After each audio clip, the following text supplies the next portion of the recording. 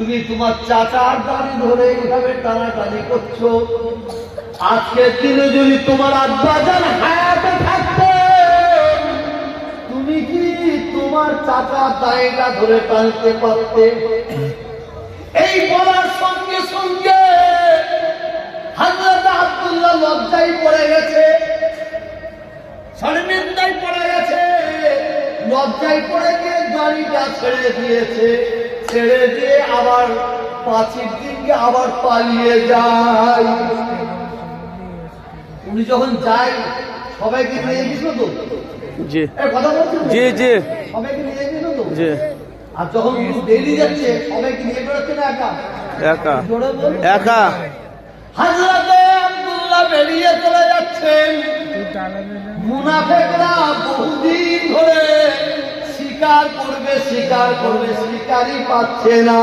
বহুদিন পরে মুনাফিক চাল ছেড়ে দিয়ে আবু বকর সিদ্দিক খুলির ছেলেকে সামনে রেখে দিয়ে শিকার পেয়ে গেছে। আবু বকর সিদ্দিক খুলির ছেলে আব্দুল্লাহ চলে যায়।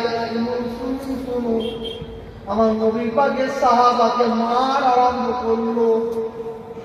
মার মার মার, কি মার বলে শুনুন।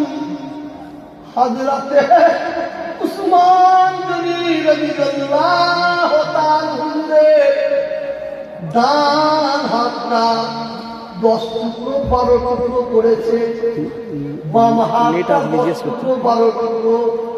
হযরত উসমান গনি হুজুরকে এত তরবারে আঘাত করেছে।